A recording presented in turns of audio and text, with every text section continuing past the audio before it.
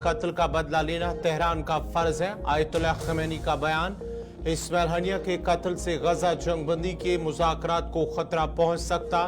कतरी वज़ीर आज़म का बयान। इस्माइल हनिया की तदफीन जुमा को कतर के दारुल हुकूमत दोहा में की जाएगी।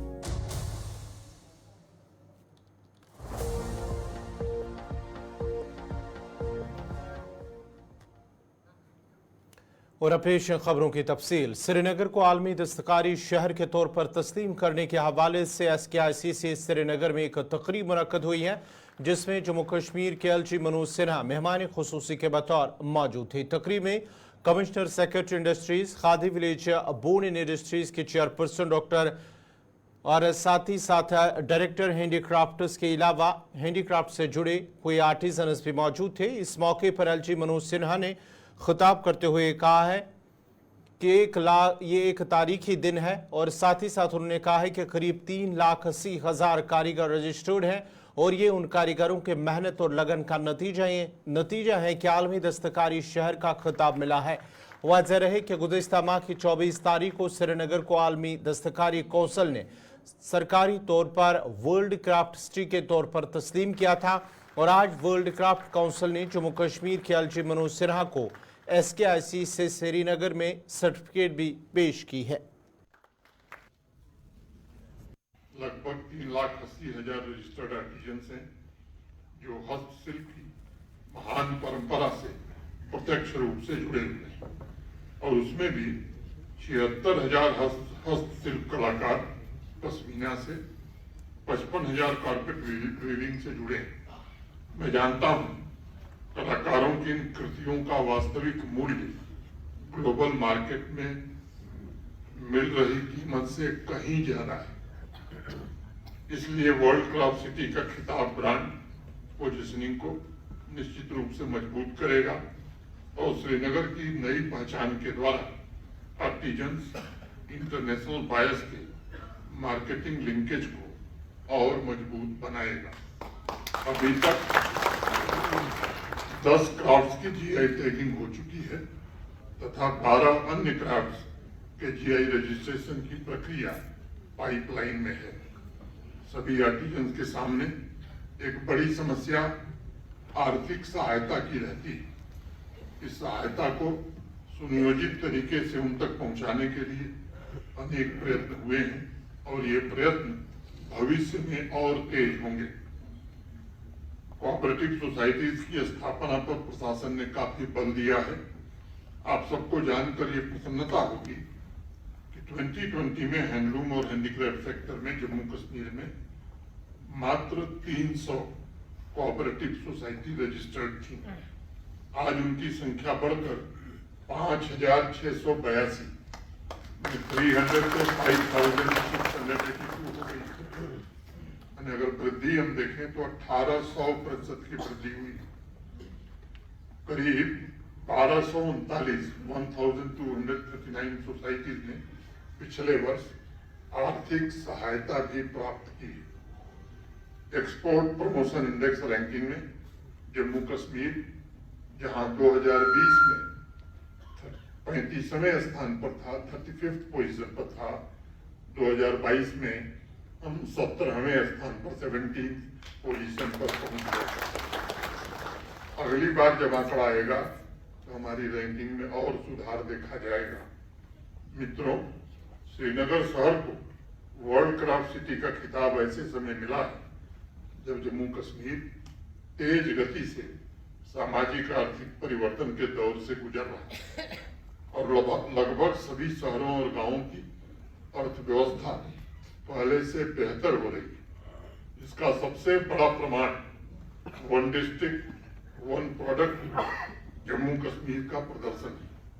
सभी 20 जिलों में यहाँ के इधर डायरेक्टर हैंडीक्राफ्ट्स ने कहा है कि जम्मू कश्मीर इंतजामिया और मुतल्लिका महकमा ने हैंडीक्राफ्ट्स पर काफ़ी तवज्जो दी है, जिसकी वजह से आज सनत को आलमी सतह पर एक पहचान मिली। उन्होंने कहा है कि इस एजाज़ से हैंडलूम और दस्तकारी के शोबों को नुमाया तौर पर फ़रोग मिलेगा। बैनुल-अक़वामी सतह पर नुमाइश में इजाफा होगा।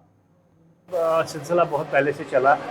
ये एप्लीकेशन जो है बहुत पहले दायर की गई थी फिर इस साल अप्रैल के महीने में जूरी यहाँ पे आई, उन्होंने इंस्पेक्शन किया, उन्होंने मुख्तलिफ क्राफ्ट स्पेसेस का दौरा किया, ये मुख्तलिफ सेंटर्स में गए, फिर जाके इसका रिपोर्ट बना, फिर ये जो है रिकग्निशन मिली। और आज जो है हमने ये सेरेमनी की जिसमें वर्ल्ड क्राफ्ट काउंसिल के प्रेसिडेंट यहाँ आके उन्होंने सर्टिफिकेट प्रेजेंट किए ऑनरेबल एलजी को।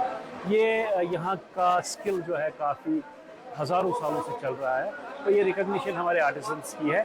ऑफ कोर्स हमारे टीम के लीडर जो है एलजी साहब है, तो उन्होंने ये सर्टिफिकेट ली, लेकिन सरकार ने पिछले 2-4 सालों में काफ़ी फोकस दिया है आर्ट एंड क्राफ्ट पे। हमारी पॉलिसी आई, फिर श्रीनगर को डिक्लेयर किया गया as UNESCO creative city for craft, उसके बाद क्राफ्ट सफारीज हुई, जीआई टैगिंग हुई, जीआई पे प्रमोशन हुआ, फिर आज ये जो है रिकग्निशन मिली। उसके अलावा आपने देखा होगा थोड़ा क्राफ्ट जो सेक्टर है उसमें रिवाइवल के जो है वेरियस आसार दिख रहे हैं, जैसे हमारे एक्सपोर्ट्स बढ़ रहे हैं। तो ऑल इन ऑल जो है ये जो सेक्टर है ये जो ऊंचाइयों की तरफ जा रहा है। इससे कितना फ़ायदा आर्टिसंस को और बाकी लोग जो इसके साथ मुंसलिक हैं? देखिए पहले तो ये जो ग्लोबल रिकग्निशन है, लोग यहाँ क्राफ्ट देखने के लिए आएंगे, तो ये एक इम्पॉर्टेंट फैसेट फॉर टूरिज्म भी डेवलप होगा। फिर आपके जो क्राफ्ट कॉन्सियर्स है वो आएंगे, फिर एक्सचेंज प्रोग्राम्स रहेंगे, यहाँ के आर्टिसंस बाहर जाएंगे, बाहर के आर्टिसंस यहाँ आएंगे, डिज़ाइनर्स वर्कशॉप होंगे। तो क्राफ्ट एक इवॉल्विंग प्रोसेस है जिसमें आपको जो है डिफरेंट आइडियाज़ को लेना ज़रूरी है, तो इससे एक नेटवर्क में प्लग इन मिलता है। तो ये एक ऐसा नेटवर्क है जिससे इधर इस सनत से वाबस्ता अफराद ने खुशी का इजहार करते हुए कहा कि इस सनत से वाबस्ता लोगों को पूरी दुनिया में एक खुसूसी मखसूस पहचान मिली है, और कहा कि उन तमाम कारीगरों की मेहनत का नतीजा है कि आज दुनिया में वर्ल्ड क्राफ्ट सिटी का एजाज़ हासिल हुआ है। मेरा नाम तारिक डार है और मेरा ब्रांड पाशमकार है। तो सबसे पहले तो मेरे लिए ये बहुत ही खुशी की बात है क्योंकि मैं भी एक आर्टिज़न फैमिली से आता हूँ, और खुशी इस बात की है कि जो हमारे आर्टिज़न जो पिछले 600 सालों से यहाँ पे जो हैंडीक्राफ्ट में काम करते हैं उनको एक पूरी दुनिया से बड़ी रिकग्निशन मिली है।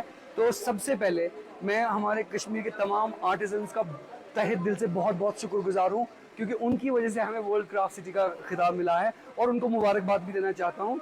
और साथ ही मैं ये कहना चाहता हूँ कि वर्ल्ड क्राफ्ट सिटी मिलने की वजह से अब हमारे पास यहाँ पे एक और बहुत अच्छी चीज़ जो होगी, जो टूरिज़्म जो क्राफ्ट के लिए आता है, जो हैंडीक्राफ्ट को पसंद करते हैं लोग, जो हैंडीक्राफ्ट पे रिसर्च करना चाहते हैं लोग दुनिया में, और जो हैंडीक्राफ्ट खरीदना भी चाहते हैं, वो लोग भी आएंगे, जो बाकी टूरिस्ट जो आते हैं जो टूरिज़्म देखने की जगह देखने के लिए यहाँ पे। और ख़ास तौर से I am really thankful to जो हमारे वर्ल्ड क्राफ्ट सिटी के जो प्रेसिडेंट हैं जो यहाँ पे आए, उन्होंने ये जो सर्टिफिकेट दी ऑनरेबल गवर्नर साहब को, और जो हमारे डायरेक्टर महमूद साहब हैं हैंडीक्राफ्ट हैंडलूम के, और विक्रमजीत सिंह साहब जिन्होंने काफ़ी पिछले 2 सालों में मेहनत की है ताकि हमें ये टाइटल मिले। तो मुझे लगता है ये हमारे कश्मीर, हमारे श्रीनगर के लिए इससे बड़ी सेलिब्रेशन की कोई बात ही नहीं हो सकती है। और मैं, आप देख सकते हैं, I am excited about this. Bharatiya Janata party के रियासती सदर रविंदर रैना ने कहा है कि असेंबली इंतखाबात के लिए भारतीय जनता पार्टी का हर एक कारकुन तैयारी कर रहा है, जबकि मौजूदा हालात पर उन्होंने कहा कि हम उनके दुश्मन जम्मू कश्मीर के अंदर भाईचारे को खराब करने की कोशिश कर रहे हैं। बातों का इजहार उन्होंने राजौरी में कारकुनों के साथ मीटिंग के बाद मीडिया से बात करते हुए किया। भारतीय जनता पार्टी पूरे जम्मू कश्मीर में इस समय असेंबली के इलेक्शंस की तैयारियों के सिलसिले में पूरी ताकत के साथ मैदान में उतर चुकी है। बीजेपी के तमाम वर्कर्स की लगातार कॉन्स्टिट्यूंसी वाइज मीटिंग्स और सम्मेलन हो रहे हैं, और इस वक्त मैं राजौरी पुंछ के इस बॉर्डर के एरिए के टूर पर हूं।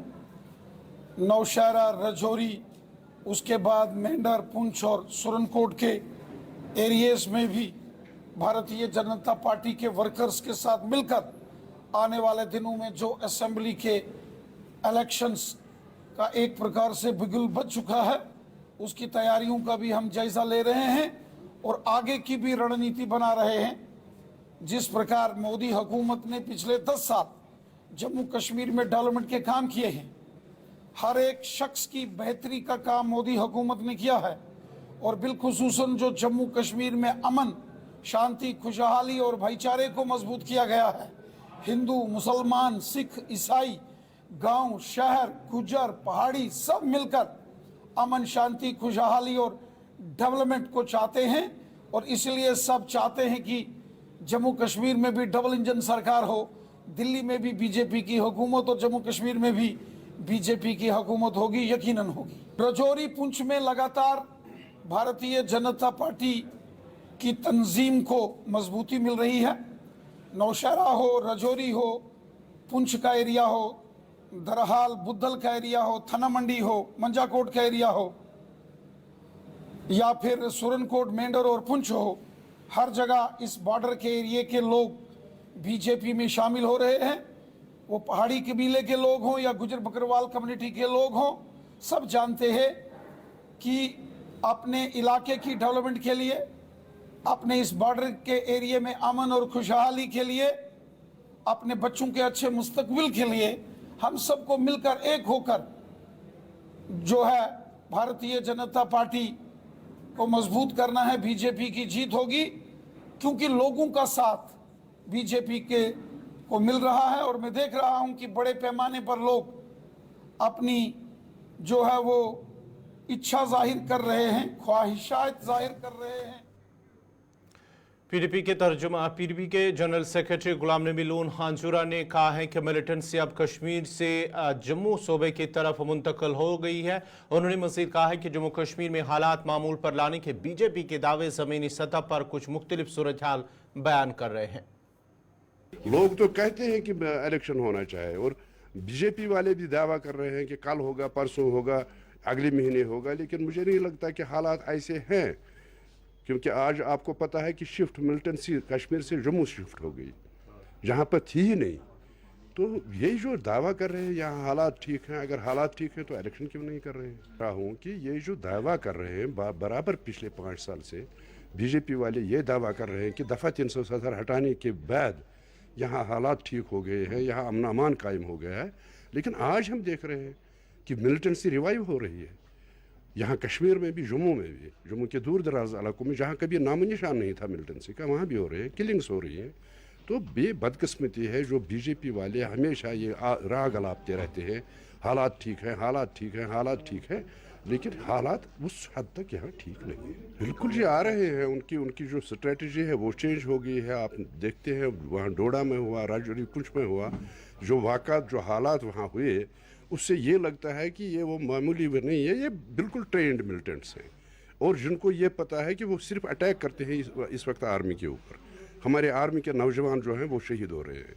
तो ये नाकाम हो रही है बीजेपी की सरकार जो दिल्ली में है, ये नाकाम हो गई है हर महाज पे, और यहाँ जम्मू कश्मीर में अमन अमान कायम करने। अक़वाम मुत्तहिदा ने साल 2026 को अरेंज लैंड सोर बहकों का बैनुल-अक़वामी साल करार दिया है, जो कि दुनिया भर की कम्युनिटीज़ के लिए एक पायदार माहौल, इक़्तिसादी तरक्की और लचकदार ज़रिए माश की तश्कील में सेहतमंद रेंज लैंड्स के अहम किरदार की अक्कासी करता है। इस सिलसिले में आज हाज अंतराल में एक प्रोग्राम का एहतमाम किया गया है, जिसमें डायरेक्टर देही तरक्की शब्बीर अहमद, एडिशनल सेक्रेटरी देही तरक्की Mohammad Waseem, ACD Tral Farhat, DDC member Ariful Mansoor Ganai के अलावा गुजर बकरवाल तबके के साथ वाबस्ता लोगों की बड़ी तादाद मौजूद थी। इस मौके पर फॉरेस्ट राइट एक्ट और दूसरे मौज़ूआत को लेकर बातचीत की गई है। एडिशनल सेक्रेटरी मोहम्मद वसीम ने बात करते हुए कहा है कि त्राल में देही तरक्की के हवाले से अवामी शिकायत का अजाला किया जाएगा, जबकि आलमी शोहरत याफ्ता माहौलियाती समाजी कारकुन विवेकानंद ने बताया कि प्रोग्राम का मकसद ट्राइबल लोगों को जंगलात के हुकूक के बारे में आगाह करना था।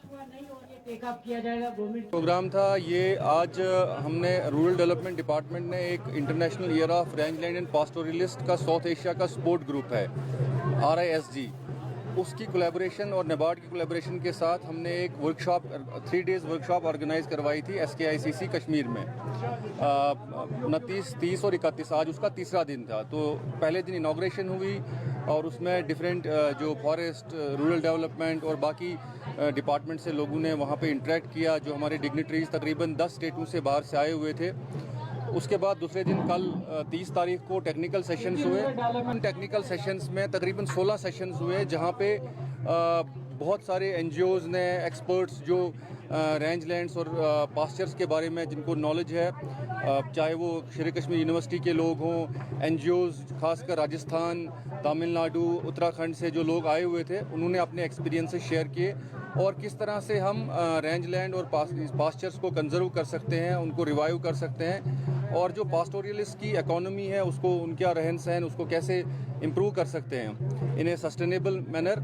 उस तमाम वो जो है ऑब्जेक्टिव वही था और उसमें जो देश भर से जो एक्सपीरियंसेस थे सभी ने शेयर किए। उसके अलावा हमारे साथ यूनाइटेड नेशन से जो इंटरनेशनल रेंज लैंड पास्टोरलिस्ट के एक्सपर्ट हैं डॉक्टर पेड्रो, उन्होंने भी ऑनलाइन ज्वाइन किया था। He also delivered the keynote address. Similarly हमारे साथ स्पेन मंगोलिया से Sharma Das, she is also expert in the field, जो पास्टोरलिस्ट और pastures range land management user groups, तो उन्होंने भी सभी ऑडियंस के साथ कल अपना जो एक्सपीरियंस है वो शेयर किया और हम उम्मीद करते हैं कि गवर्नमेंट की जो डिफरेंट स्कीम्स हैं, चाहे वो MGNREGS है, उसमें प्रोविज़न है कि आप pastures, fodder farms, soil water conservation, forest conservation के बहुत सारे काम कर सकते हैं और इस तरह से बाकी स्कीमें, चाहे वो फॉरेस्ट की हों, एग्रीकल्चर की हों, हॉर्टिकल्चर की हों, ट्राइबल अफेयर्स डिपार्टमेंट की हैं, तो उन स्कीमों को कैसे इन रेंज लैंड्स को सस्टेनेबल तरीके से डेवलप किया जाए और पास्टोरियलिस्ट जो हमारे ट्राइबल्स खासकर जो सीजनली माइग्रेट करते हैं, उनकी ज़िंदगी कैसे बेहतर करवाई जाए, उनकी इकोनॉमी जो खासकर जिसको हम बायो इकोनॉमी या सर्कुलर इकोनॉमी कहते हैं, चाहे वो गोश्त की शक्ल में हो, वो ऊल की शक्ल में हो या डेयरी प्रोडक्ट्स हों, उनको कैसे सस्टेनेबल वे में कैरी फॉरवर्ड किया जाए, उनकी लाइफ को इम्प्रूव किया जाए, यही ऑब्जेक्टिव्स थे। आज उसका जो तीसरा दिन था उसमें एक फील्ड विजिट, जो ये हाजिन यहाँ पे गुलिस्तान विलेज है, यहाँ बहुत सारे ट्राइबल्स जो माइग्रेट करते हैं सीजनली टू हायर रीचेस, उनके साथ भी इंटरेक्शन हुई। देखिए साउथ कश्मीर में पर्टिकुलरली पिछले 3-4 साल से हम देख रहे हैं कि My name is Vivekanandan, based at Madurai, Tamil Nadu. So we have been working with the pastoral communities. From Kashmir to Kanyakumari, there are many communities, especially nomadic communities. They keep on moving from one place to another place. There's a tradition, there's a lifestyle, there's a culture. But without recognizing these things, government, because of many that rules or many that policies, these people have been kept away from the policy making, and they are suffering. So they could not enter into the traditional grazing grounds. They could not keep their breeds. There are many disturbances. So we just lobbied with the government, and in the Forest Rights Act 2006, they have provided grazing rights for the traditional pastoral communities like Gujars, Van Gujars, then Bakarwals, like Chopans, all these people, they have the rights. But still it has to be implemented. जिला गांधरबल के पोनीबाग कंगन इलाके में जमीन धंसने की वजह से कई रिहायशी मकानों के अंदर दरारें पड़ने के बाद मुतासरा अफराद को महफूज मकामात पर मुंतकिल कर दिया गया, जबकि मुतासरा अफराद का कहना है कि मकामी नहर से पानी लीकेज की वजह से मकानों को नुकसान पहुंचा है और अगरचे बार बार इंतजामी की नोटिस में भी लाया गया, ताहम वो टस से मस नहीं हो रही और उन्हें अल्लाह के रहम करम पर छोड़ दिया गया। उन्होंने आला हुकाम से मुदाखलत की अपील की है। जनाब गो क्रेक पे आज ब्रो मकान मे 2000 मज गो क्रेक लैंड स्लाइड गई ये तुल तम सात थक पंचायत में 4 दोहन 4 दिन बाद गो नेशनल हाईवे यल पत प्रूस कंसी तम पे आज आव नश ब्रो कुन कहीं तम सात वोनुक दोप यह करो शिफ्ट ये तुम दिमो कुछ लैंड तुम बनाव मकान अस आव ब्रो कुन रात आव नबी तजार योर तमिस नाव मकान 3 लिखित बचन हूं तम पे आव शाम तह कहीं रात रोडस पे जन मोहनी बच्चे सारी अस आव ना दुकान में सोर स्टॉक थो गई जमानस मज नबर कन पगह पुलिस तो कंस ब्रो कुन आव यह बिजली कनान हेर यह बन तन पे गो हेथी आव पकान आज यह गो कम्प्लीट ज्यादा अत लीक कम्प्लीटली गो ज्यादा मगर सोन बोजान। जनाब मसला यही है कि हम कह रहा है कि हम 2020 से चला रहा है, ये पानी आ रहा है कहाँ से पानी, इसकी तरफ कोई तवज्जो नहीं दे रहा है। हम कह रहा है कि यहाँ पे आप आए, या डी साहब आए या SDM साहब आए, एग्जीक्यूटिव इंजीनियर आए PWD का, वो देखे ये पानी कहाँ से लीक हो रहा है। दूसरी बदकिस्मती है, जब ये कनाल बनी है 90 से पहले, उस टाइम बिल्कुल में छोटा था, जहाँ से इस कनाल का निशान डाला है कि मतलब कहाँ से निकालना है कनाल, वहाँ से कनाल नहीं निकली है। ये कनाल उन्होंने दूसरे साइड से निकाला है, बिल्कुल जहां से कच्चा मलबा है उसी कच्चे मलबे से कनाल निकाला है। वो उस टाइम हमारी बदकिस्मती, हम छोटे थे। अगर इस वक्त भी वहां साइड पर जाओगे और आप वहां डॉक्यूमेंट निकालोगे जो 90 में निशान डाला था कनाल को कहां से निकालना है, तब अगर वो कनाल वहां से निकला था तो हमें ये मुसीबत आज नहीं देखना था। इसलिए हम उस टाइम छोटे थे और हमारे जो भी बुजुर्ग थे इनको पता नहीं था ये कौन सा तूफान हमारे सर के ऊपर बन रहा है। अब हमें 20 साल के बाद पता आज चल रहा है कि ये क्या मसला ऊपर उस टाइम बन रहा था। एक्चुअल जो कनाल है वो बिल्कुल उस टाइम गलत बना है। वो जो जहां से बनाना था, जहां से निकालना था, वहां से बिल्कुल नहीं निकला है, ना वहां से बना है। उनको बिल्कुल कच्चे, जहां से कच्चे मलबे है, मलबे से ले लिए है कनाल, वही मलबा इस वक्त लीक कर रहा है। उसी का खमीजा इस वक्त हम भुगत रहा है, चाहे बनीबाग हो, ठेनी हो, चेयरमैन हो, चाहे पंजुन हो, चाहे पड़ावल हो, वो उसी का खमीजा इस वक्त। बस हमारी यही गुजारिश है, अगर ये लीकेज है, वाटर कंडक्टर में लीक है, ये देखना है क्या मसला है। कहीं ऐसा नहीं होना चाहिए अगर ये लीक बढ़ गया, जैसे पहले कम निकलता था आज ज्यादा निकलता है। अगर ये लीकेज ज्यादा जगह पकड़ी है, ब्रीज हो सकता है, ब्रीज से क्या होगा, हमारे गाँव कुछ रहेगा नहीं यहाँ। यही डर है हमें हमारे गाँव का। अब हम इसमें मतलब बहुत परेशानी में है। अगर आज से पहले लीक पानी कम निकलता है, अब आज ज्यादा निकलता है। कल ऐसा नहीं होना चाहिए, अगर ज्यादा बड़ा हो गया, कनाल में ब्रीज आ गया, कनाल को ज्यादा खतरनाक पोजीशन पकड़ेगी, वो कनाल कट गई तो हमारा सारा यहाँ खत्म होगा। यही डर है। आज 3 मकान निकला, कल ऐसा नहीं होना चाहिए, क्योंकि ये डिपार्टमेंट पीडीसी वालों को सोचना है, यहाँ देखना है अगर इनकी प्रॉब्लम है। नाज़रीन, इसी के साथ ही खबरनामा इख्तिताम पज़ीर हुआ चाहता है। आप गुलिस्तान न्यूज़ देखते रहिए। गुलिस्तान न्यूज़ पर अगला बुलेटिन 4 बजे कश्मीरी खबरनामा साहिल अमीन के साथ। मुझे दीजिए इजाज़त। अल्लाह हाफ़िज़।